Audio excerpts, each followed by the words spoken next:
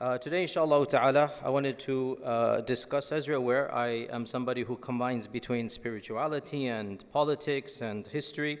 I believe this is the way forward, that as Muslims living in the modern world, that we have to combine between activism, between knowledge of reality, and between our faith in Allah subhanahu wa ta'ala and belief in the Day of Judgment. Today will be a modern history with a little bit of political analysis of what is going on in the situation in Gaza.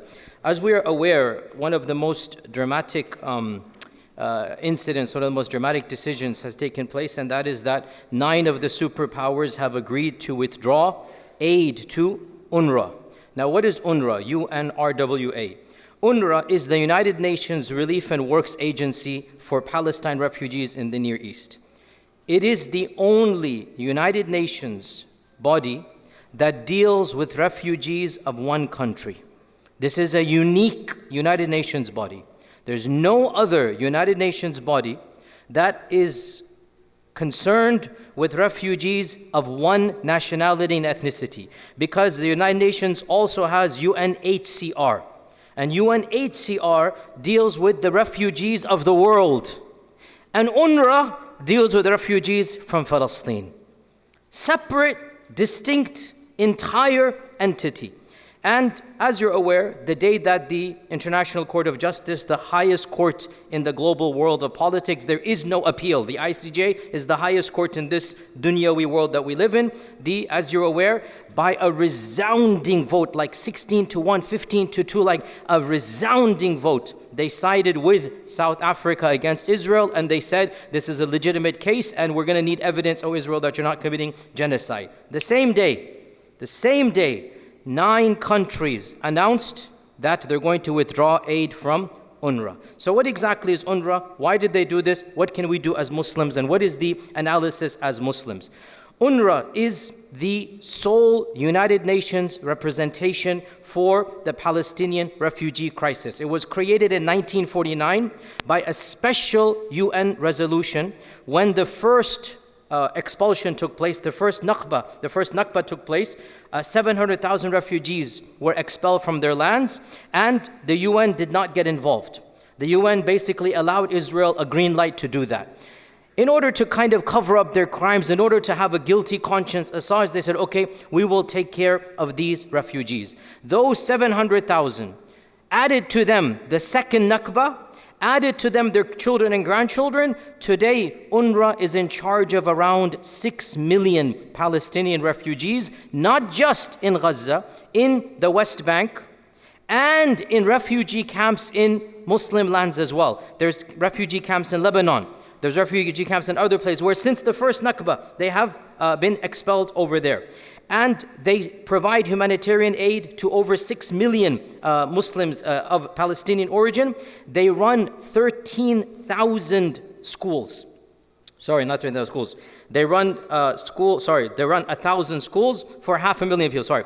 I visited one of these schools myself 3-4 years ago, and I saw myself the work that UNRWA is doing under the United Nations. They run around 1,000 schools for 500,000 people. 13,000 is the number of people they employ in Gaza.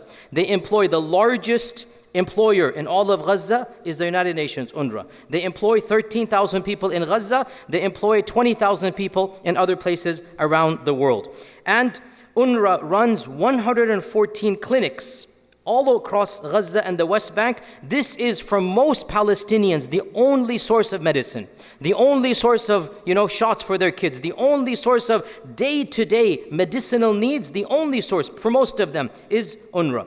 And where does the money come from? It comes from voluntary donations from the United Nations member states. And yes, our government of America was the #1 for many years giving to UNRWA, followed by other Western countries. Unfortunately, sadly, Muslim countries by and large are not in the top 10. 1 or 2 are, but by and large they're not in the top 10. Now, as you're aware, since the October 7th attack that Israel has done on Gaza, UNRWA has become the primary lifeline for Gaza. Over half of Gaza depends on UNRWA right now. That's the primary lifeline. Over half of Gaza depends on food and water from UNRWA. What is going to happen when you cut that aid off? Think about it, right? This is the innocent people of Gaza. And the United Nations itself has said that Israel has killed 150 employees of our own. The highest disaster for United Nations in this entire last 70 years has been this debacle. Now, why was UNRWA created separate from UNHCR? What is UNHCR? The United Nations High Commission for Refugees. If you are a refugee from Ukraine, refugee from Russia, refugee from Mexico, refugee from anywhere, UNHCR is in charge of you. If you have been expelled for illegal reasons, political reasons, you become a refugee, UNHCR will deal with you. If you are of Palestinian origin, it is not allowed for the UNHCR to deal with your case. It is not allowed. UNRWA will deal with your case. Why? Listen to this, a lot of Muslims are not aware. When Israel first expelled 700,000 people, and the United Nations original agency, which became UNHCR, technically speaking, UNHCR was created after, but there was an agency before, ISO. Let's not get into the details there. That agency said, we'll take them. Israel said, no. We will not allow you to take the Palestinians under the global umbrella of refugees. Why? 1949. So many Jewish people were also expelled from Europe. And the UNHCR parent organization took their case. And Israel said, as a part of their rights, they must be given the option to return to their homelands.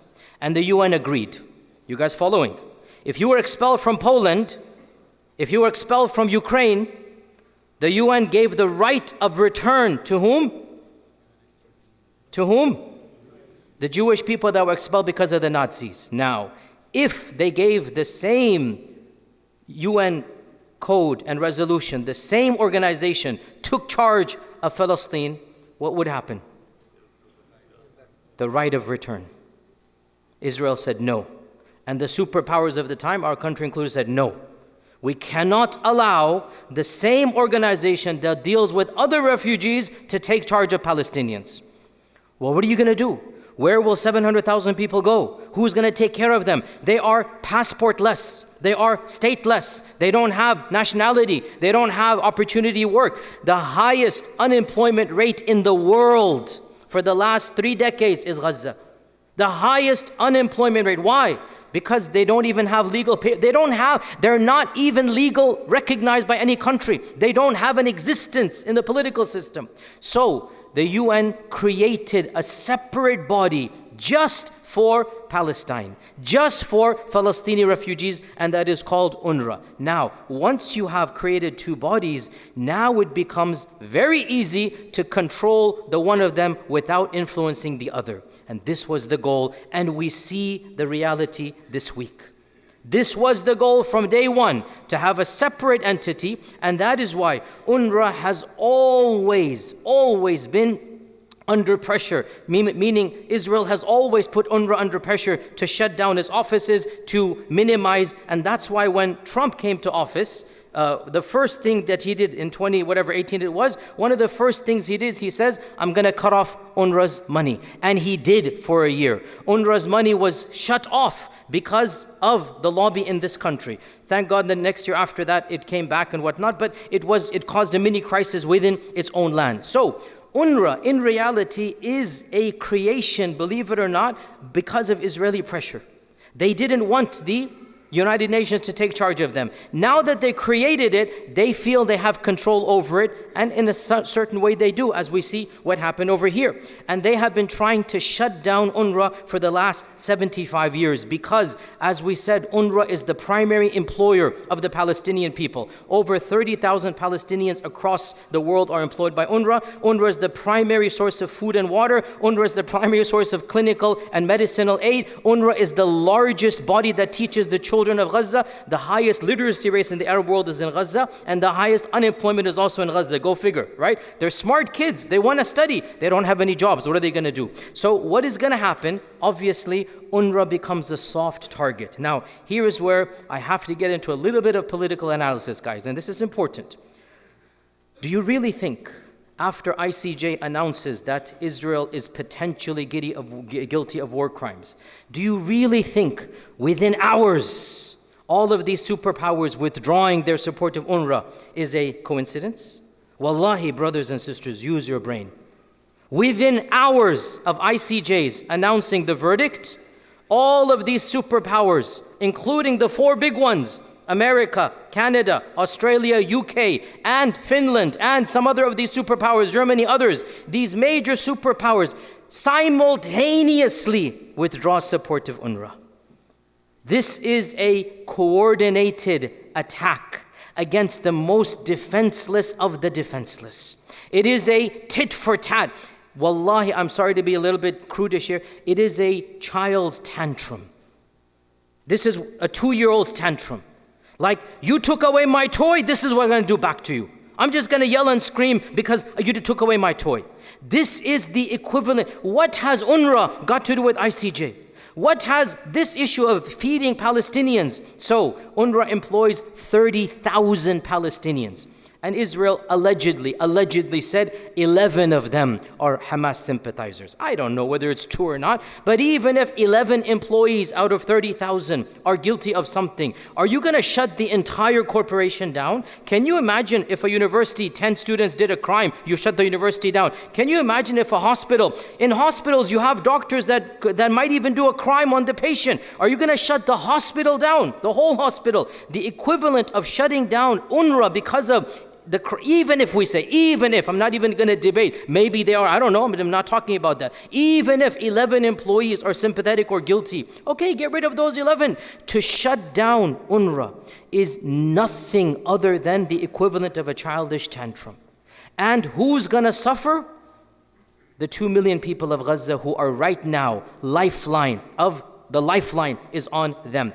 And subhanAllah, sisters and brothers, the fact of the matter is that at one side, it's very depressing. I wish I could give you some good news here, because this decision potentially will have fatal consequences for thousands of innocent people. This decision, potentially, you are literally turning the water off, literally turning the water off. The only source that was guaranteed admittance was UNRWA. The only source of medicine, the only source. Now, these major superpowers have withdrawn and their funding has been cut 60%. Alhamdulillah, many countries have refused and they're still giving. But the big donations that were coming from the biggest have all been shut off. So, UNRWA, which was already struggling, already financially it wasn't enough. Now, more than 50% overnight has been shut off because of one decision. And that decision, by the way, it is coming straight from Israel through our country. It cannot come from anywhere else. Israel has requested all of the superpowers within a few hours, they withdraw from UNRWA, and now we're dealing with this crisis. Now, no doubt, on the one side, it is very tragic, very painful. But I still say that we look at the flip side. What is the flip side? What is the silver lining? What is the light at the end of the tunnel? This type of tactic demonstrates complete and utter anger that is coming from without any rational plan. It is a retribution. It is a nastiness and meanness that indicates they are losing power. They have nothing else to do. The ICJ ruling, even though, in my humble opinion, if it's out of 10, I wouldn't give it 10, I'd give it a 9 or 9.5. It's really good, by the way. And I know some of us were not fully happy. Even myself, I wish they would use stronger language. Wallahi, I did. But in the end of the day, that ruling was phenomenal. Why? Because South Africa basically said that we want to sue Israel for genocide. And Israel said, you have no right to sue. This is not genocide. And the court ruled, actually, no, we are sympathetic to South Africa, that it could be potential genocide. So Israel, you need to defend yourself. The court case is valid. So what was the trial about? The trial was about, is there a court case or not? And the UN said, yes, there is a court case. So now it's going to go to court. Within 3 months or 2 months, it's going to go to full trial. So in reality, this is a win. And also the win was a resounding majority, 15-1. Literally, like, you couldn't really ask for a better one. I mean, massive support. So it is a slap in the face. Our Secretary of Defense, our spokesperson, last week was asked about genocide and ICJ. He said the case is meritless. Meritless, and yet 15 of the world's supreme judges basically said this is a case full of merit. Complete slap on the face of our country and every Western superpower. So, child's tantrum. They are embarrassed. They don't know what to do. So what do? They're going to cut off aid to Palestine, to Gaza, to UNRWA. So on the one hand, it is very sad and tragic. On the other hand, there is a clear indication that the people who thought they had the power are losing power. And because they're losing power, desperate people do desperate things, right? People that are cut off, shut off, they do desperate things. By the way, this applies to people in Gaza as much as it applies to superpowers, right? Desperate people do desperate things. Now the superpowers don't know what to do because the highest court has ruled against them. So as a tantrum to demonstrate, we're still in charge, they take it out on the innocent people of Gaza. And as I said, on the one hand, it's very tragic. On the other hand, this shows the world's opinion is changing. It shows slowly but surely more and more people. There's a division now, even in the Western world, even amongst the superpowers. The American judge sided with South Africa against Israel. The British judge, the judges in the UN, they sided with South Africa against Israel. So what's going to happen? The political powers here are now, as I said, throwing their tantrum. And when a child throws a tantrum, it indicates he doesn't have control over the situation. That's all the child can do. So the long term, inshallah, is positive, even though the short term is not. I want to mention one or two other things based on this, right? And again, may Allah give me ikhlas and hikmah. What I'm about to say, it's very problematic. I know it's going to get usual issues that happens online, but it needs to be said. One of the things that we are seeing in the last 3-4 months is the reality of certain understandings of Islam that emphasize petty and trivial matters versus other understandings that emphasize global ummah. What do I mean by this? I don't want to get too explicit. But one of my messages for the last decade or more has been, Muslims, stop fighting amongst yourselves over differences of opinion. Muslims, we have always had diversity of thought. Yes, even diversity of aqeedah. I know it's painful for you guys, but look at the reality. Since the beginning of the tabi'un, tabi'un, we've had multiple strands within Sunnism, outside of Sunnism, multiple madhabs, multiple positions. And so we need to learn to debate in a civil manner. Learn to come together. And if you disagree, don't demonize another Muslim who loves Allah and His Messenger. Don't consider another Muslim who prioritizes the ummah, prioritizes Gaza to be an evil person because of a position of fiqh, or even, yes, I'll say it, a position of aqeedah. These are mainstream positions now at this stage in time, and this needs to be said. When Gaza is literally burning, when we have the potential of millions of people not facing even food and water, and we still have super fundamentalist strands of Islam bickering amongst themselves, pointing fingers to other movements within Islam. While the bombs are dropping, they're going to point to me and you. These are the enemies. Look, he made a mistake there. Wallahi, it's no longer fun and games. It's no longer a nuisance. You are demonstrating either, astaghfirullah, you are not sincere and you have been planted, or your understanding of Islam is so disconnected from reality that you really cannot understand. This is not the time and place to bicker amongst ourselves. Muslims, we need to, and this leads me to my final point, this is going to really be blunt, but it needs to be said. We need to have a frank conversation. Who are you taking as your final authorities and leaders in how we're going to move forward in this land? This is the blunt question. And I'm going to be blunt here, may Allah protect me, but wallahi, I say this from sincerity. And it's not about me, and I'm going to come to this point. Every strand of Islam that is mainstream, that has its roots in the Middle East or Pakistan or India, every strand of Islam has its major teachers and mentors back home. We love and respect them. And wallahi, I love and respect them as well. I'll mention some names of the people I love and respect as good people. Mufti Taqi Uthmani, mashallah, met him multiple times. Shaykh Walad Dadouf, from Mauritania, mashallah, great allama and alim, right? And other strands look up to Salih al-Fawzan and others. May Allah bless all of them. I say bluntly, their iman and taqwa and zuhd and ibadah is better than anybody I would know in this part of the world. But that doesn't mean we go to them to figure out what do we do right now in America.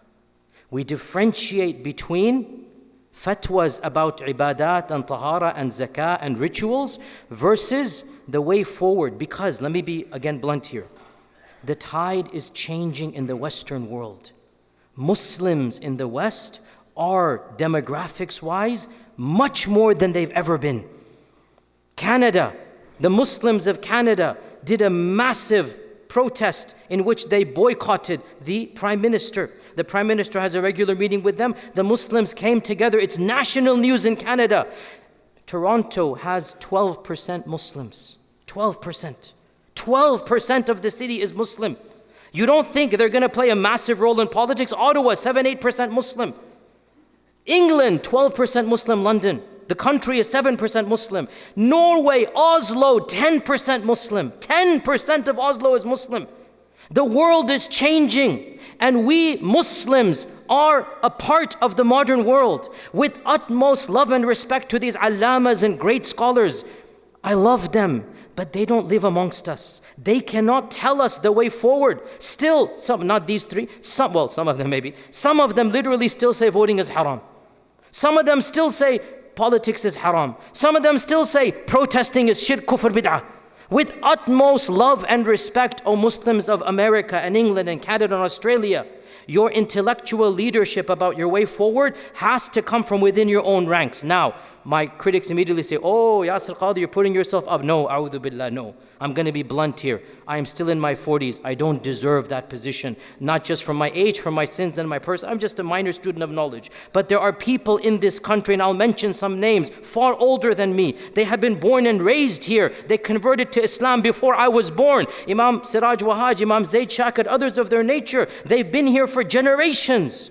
Go to them for fatwas and verdicts about living Islam in this country, about how we move forward as a community. If you want those from our ethnic background, well, because we're ethnically, the immigrants are new, we don't have born and raised in America of that age group, but we have those that came from that batch. Dr. Jamal Badawi is still alive, 82, 83 years old, he's still alive. Muzammil Siddiq, he came in the early 70s. He has studied, mashallah, in Nadwatul Ulama, in Medina, in Harvard, and now he is, mashallah, one of our maraja, one of our sources of knowledge. So I'm asking a very blunt reality. Why am I saying this? Because if we at this stage sit back and allow our governments to turn the water off in Gaza, if we at this stage in Canada, Australia, England, especially in America, we are 1%. I've said this, it's one of our biggest problems. Muslims are 1%. We still have a ways to go. But by the way, we are 1%. How many are pro-Israeli from that background? Less than us. How many? But they have more power than us. There are more Muslims in America than pro-Israeli Zionists from that part of the world. There are more Muslims, but we are disconnected from the world of activism. We don't know how to be active. If we're just going to sit back and say, oh, we can do nothing, subhanAllah, this is a dhulm, this is an injustice. So, this is a controversial issue, but we need to mature up. Go to the ulama of the world for fatwas that are not relevant on where you live. Your issues of personal rituals, hadith is sahih or da'if, go to these ulama, no problem. Aspect of aqidah you're interested in, go to these ulama. But when it comes to your land and what to do, when it comes to activism, when it comes to influencing, with utmost love and respect, I'm making a plea, use the brains that Allah has given you. That people disconnected from the reality of our world are not the people you should go to for the details of how to live. We have people of knowledge in our ranks, people of wisdom, people of maturity, and this leads me to my final point. And I say this as somebody who is a part of that world of clerical scholarship. Sisters and brothers, O Muslims, the person who can quote you the classical texts is not necessarily the first point of reference about activism. The ulama have a role in place, and activists have a role in place. Go to both of them and get a middle ground here. Sometimes pure theory is disconnected from reality. And sometimes people involved in reality get disconnected from theory as well. There's good in both of them. And we need to find benefit. And that's why I personally have not been somebody who has been extremely harsh against the Muslim politicians in the Western world. I haven't been.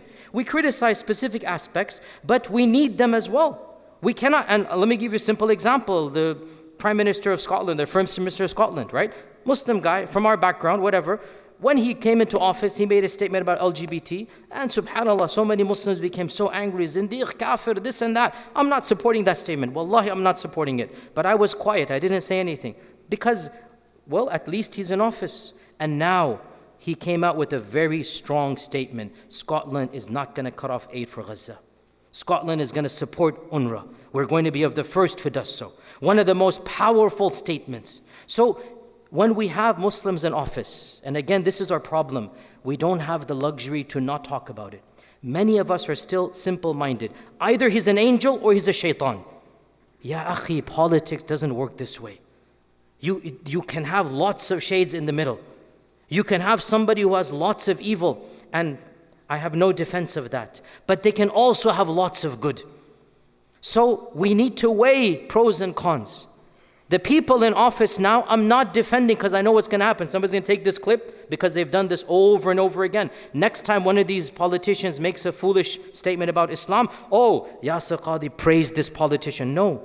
Again, this is the problem. Binary. Either 0 or 1. Shaitan or Jibreel. It doesn't work that way. Politicians, activists, people that influence are not shuyukh. They have different roles to play. And if they make mistakes, that's bad on them. And, I'm not going to defend that. But if they come with good, and if they defend as they are doing right now, then what are we going to do? Are we just going to sit back and say, because you made that mistake, I'm not going to support you?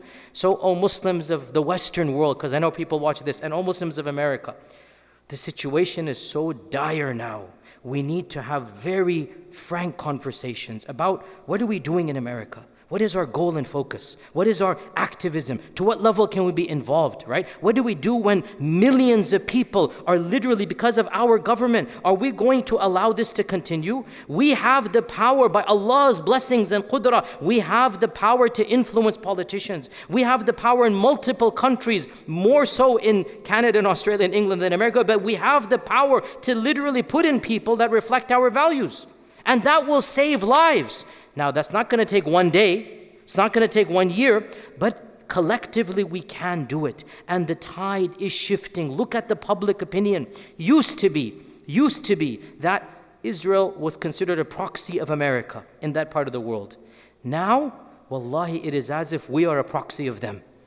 And people are seeing this. Americans are seeing this. Why are we, again, I don't want to be too political, but one of our main politicians is drumming the wars for Iran now. Are you out of your mind? The Americans themselves are saying, have you lost the plot? How many wars? How many trillion? Now, at this stage, if me and you are quiet, oh, we don't want to get into politics. Oh, it's haram, bid'ah, shirk, kufr, zandaqa. Ya akhi, subhanallah. What is your purpose here? It is the worship of Allah and the betterment of the ethics and values of the land you live in. Is that not the case? That's what we're doing here. There's no hidden agenda. If Fox News comes and says, I'm preaching stealth jihad, I say, no, I'm preaching democracy. Why do Israelis and pro-APAC have the right to influence politicians and me and you are debating it's haram and kufr and shirk? Isn't this foolish? Why do they have the right to influence this country and we don't? We have the same rights and we should have the same rights. And our Islam and our Iman should tell us we worship Allah, we live pure lives, and we influence the world around us. Is this not the case? And that's why my message to you, we don't have the time to play games anymore. These strands of Islam that are busy, where should I place the hands? What is this aqidah aspect? This, that. Please, for the love of God, hire a room, get your people debate. Once you're done debating, come outside and shake hands and pray together, worship together. We are one ummah. We worship the same God. We face the same qibla. We read the same book. Come together as an ummah and leave these petty disputes of trying to read in kufr and shirk into other Muslims. Get over it. We don't have time for this anymore. Come together as an ummah. Come together for the sake of Allah and then for the sake of your Palestinian brothers and sisters and across the globe. And insha'Allah, the tide is changing. Every one of us needs to act as a catalyst. The time is of the essence. We might not see it today and tomorrow, but wallahi, truth is on our side. Again, I can go on and on. You saw the videos of these people entering a hospital and assassinating a person in coma. You saw the videos and footage. You don't think the world is going to start changing its mind? But they're only going to change if the catalyst, the pushing, they're only going to change if every one of us says, guys, how can you support this? What is our State Department couldn't even call it a crime. And American Americans themselves, British people, they saw on their TV the live footage. Britain is going crazy, alhamdulillah, in a positive manner. How can we support this regime at this stage? And us Muslims are still debating, where should I place the hands? What is bid'ah and shirk?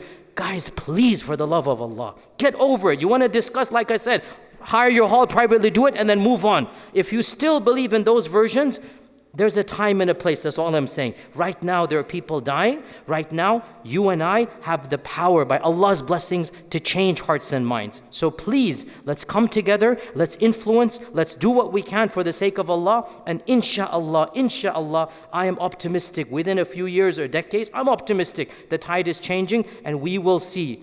Again, I can say so much more. For the first time, Britain's foreign secretary said, we're going to acknowledge a Palestinian state. For the first time ever.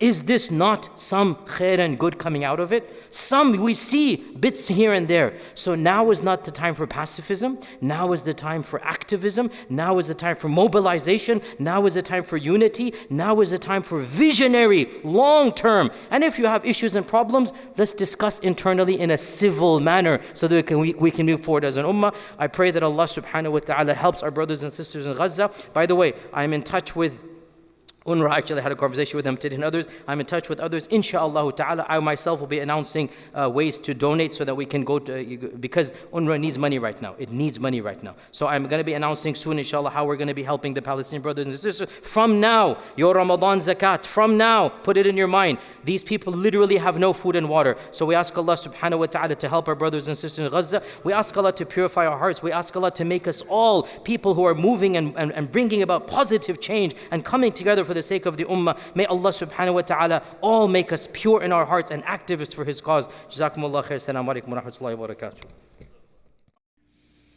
إن المسلمين والمسلمات والمؤمنين والمؤمنات والقانتين والقانتات والصادقين والصادقات والصابرين والصابرات والخاشعين والخاشعين والخاشعات والمتصدقين والمتصدقات والصائمين